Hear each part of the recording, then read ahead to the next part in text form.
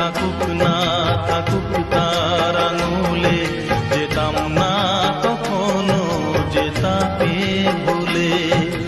দুষ্মন্ত রাজা যদি হতাম আমি, শকুন্তলাকে চিনে নিতাম আমি। আংটি থাকুক না থাকুক